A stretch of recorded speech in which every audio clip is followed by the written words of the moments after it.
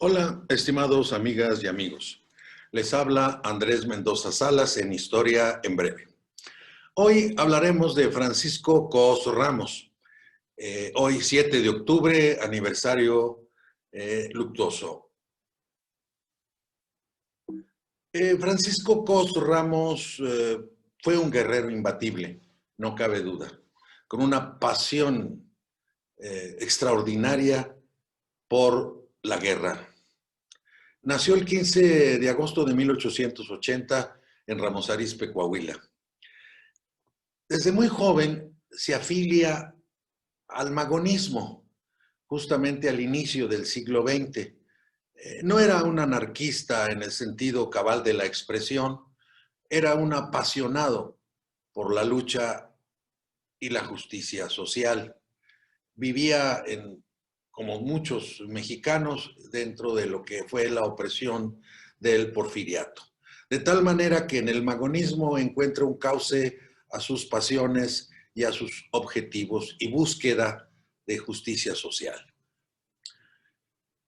De tal manera que se afilia al Partido Liberal Mexicano, casi de inmediato al Club Político Independiente que había fundado don Francisco I. Madero, que fue quien realmente le ofrecía una gran posibilidad de justicia y, lógicamente, una revolución mucho más en forma. Y participa justamente en el levantamiento ocurrido en Las Vacas, que es uno de los primeros acontecimientos guerreros de lo que fue la Revolución Mexicana en varias de sus etapas.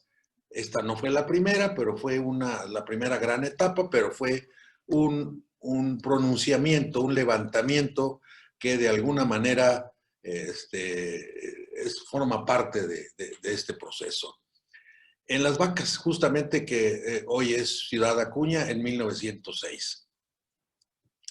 Bien, dentro ya del maderismo, es nombrado jefe de Fuerzas Irregulares de Coahuila y adquiere el grado de teniente coronel. No era un guerrero formado en una academia, era prácticamente un combatiente. Y por su entrega, su lealtad al maderismo, que es reconocido. Bien, dentro del maderismo forma parte de las fuerzas de Rafael Cepeda, uno de los grandes guerreros justamente de aquí, de Arteaga, Coahuila. Toma Saltillo con él, tuvo varios enfrentamientos en ese 1911, de tal manera que las batallas de Mesa de las Tablas contra Pedro Agüero, contra el coronel Jesús Martínez, en abril, y lógicamente, bueno, pues la gran batalla de Estación Reata, que se hace acompañar por Luis Gutiérrez, y ahí forjan una buena amistad. Ya presidente Madero, en 1912, Pascual Orozco se levanta en armas contra el presidente legalmente instituido, que es Francisco I. Madero, tratando de desconocerlo. Y lógicamente es combatido también por Francisco Cos Ramos. Al llegar febrero de 1913, en el escenario de la traición se da la decena trágica, que inicia el 9 de febrero y culmina con la prisión y muerte de Madero y Pino Suárez. La muerte de Madero y Pino Suárez genera un descontento generalizado, pero Victoriano Huerta, el artífice de esta traición, se unge como presidente de la República en un acto totalmente ilícito. De los gobernadores de los estados que rechazan esta actitud y esta conducta de Huerta es justamente Venustiano Carranza, gobernador de Coahuila. Venustiano Carranza, un hombre sumamente inteligente, un gran estadista, sabe que tiene que haber un plan y firma y proclama el Plan de Guadalupe el 26 de marzo de 1913. Pero no basta con buenos deseos, intenciones, establecidas y plasmadas en un plan. Es necesario que este plan tenga una fuerza y así forma el ejército constitucionalista al que Francisco Cos se afilia. De tal manera que en el ejército constitucionalista combate muchos años, fue muy leal a Venustiano Carranza en muchos acontecimientos y aquí lo vemos cerca de él. En el ejército constitucionalista formaba parte de la división que comandaba Pablo González. Así, sus escenarios de lucha fueron fundamentalmente en Arteaga y justamente ahí dentro de la Carbonera en 1913, noviembre. Ahí suceden varias batallas. El ejército constitucionalista avanzaba paulatinamente hacia el derrocamiento de Huerta. Logra el ejército constitucionalista a través de la división del norte tomar Zacatecas. La toma de Zacatecas la hace Francisco Villa, que era el jefe de esta división, y apoyado por Felipe Ángeles. Aquí esta batalla, el triunfo que obtiene el ejército constitucionalista, provoca la ruptura, que fue de muchas trágicas consecuencias, entre Villa y Carranza. De tal manera que tras el triunfo del ejército, se tienen que firmar los tratados de Teoloyucan en agosto, el 13 de agosto de 1914, y a partir de ahí hacer seguir con las normas, lo establecido en el Plan de Guadalupe, que era justamente nombrar un presidente provisional que de alguna manera convocara elecciones para nombrar al presidente constitucional.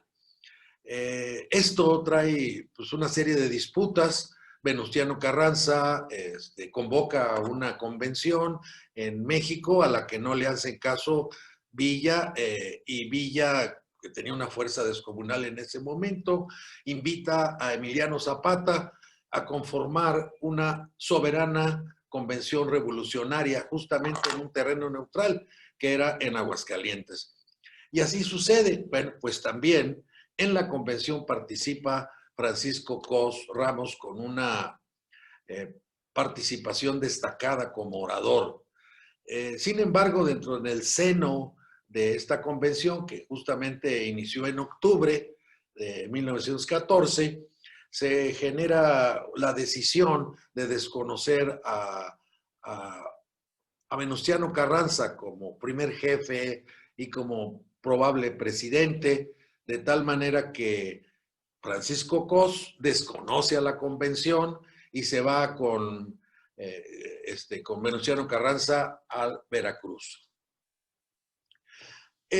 La escisión, el rompimiento que se dio tras la convención, hace que se nombre a un presidente convencionista. En este caso fue un coahuilense, Eulalio Gutiérrez Ortiz, que inicia en noviembre su periodo presidencial, pero paralelamente Venustiano Carranza asume un periodo preconstitucional como, digámoslo, presidente o jefe de la revolución, y se forman dos ejércitos ahora.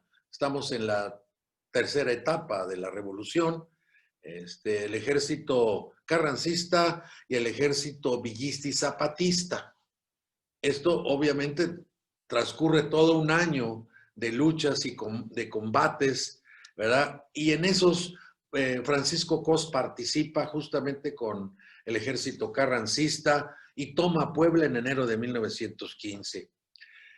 A partir de la toma de Puebla, es nombrado gobernador y comandante militar de Puebla, donde lógicamente, bueno, pues tiene también que luchar contra los zapatistas, a quienes vence en Magdalena, cerca de Texcoco, el 30 de julio. Ya prácticamente en 1915 ya estamos hablando del decaimiento del movimiento de la soberana convención o del villismo. Así que Cos continúa, es nombrado también jefe de operaciones militares en Morelos y en Tlaxcala, y ahí es donde se le otorga el grado de general de división, justamente el 31 de agosto de 1915, cuando ya el triunfo de los carrancistas era un hecho.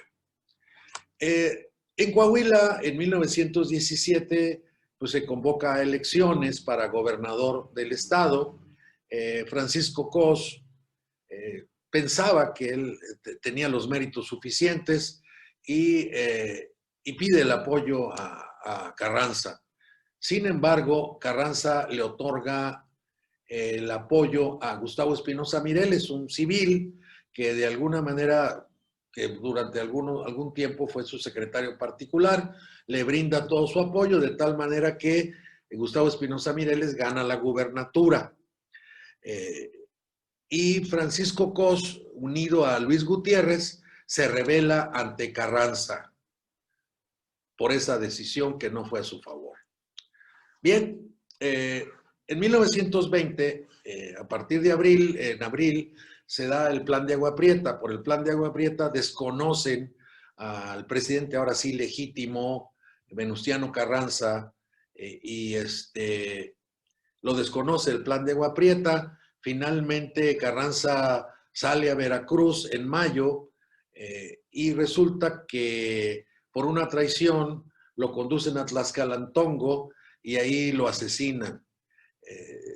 Este asesinato fraguado justamente por el grupo Sonora, lógicamente trae como consecuencia la búsqueda de un presidente que terminase el periodo que le correspondía a Venustiano Carranza, y esta responsabilidad recae en Adolfo de la Huerta, que por cierto fue quien firmó y proclamó el plan de Agua Prieta. De tal manera que ya de la Huerta en el poder, y como Cos se afilia o reconoce el plan de Agua Prieta, entonces le dan la jefatura de operaciones militares de Coahuila del 4 de junio al 31 de diciembre de 1920. De tal manera que, bueno, pues parecía que esto ya se generaría tranquilidad. Sin embargo, cuando Francisco Cos, es nombrado diputado federal por Coahuila en 1923, ocurre que Álvaro Obregón en la presidencia elige básicamente a Plutarco Elías Calles como presidente de la República, cuando Adolfo de la Huerta esperaba ese nombramiento, y genera lo que se llamó la Revolución de la Huertista, a la que, por cierto, por lealtad, se afilia Francisco Cos. Pero este movimiento no tuvo el éxito esperado, así que Francisco Cos, uno de los más apasionados defensores de este movimiento, tiene que exiliarse en Estados Unidos para regresar hasta 1942, donde se reincorpora al ejército federal con el grado de general de división. Y Francisco Cos muere el 7 de octubre de 1961, justamente en la ciudad de Saltillo, Coahuila. Bien, esta es la imagen propia, simbólica, de Francisco Cos, el guerrero imbatible, a quien le rendimos homenaje en este día, conmemoración de su fallecimiento. Honor a quien honor merece. Muchas gracias.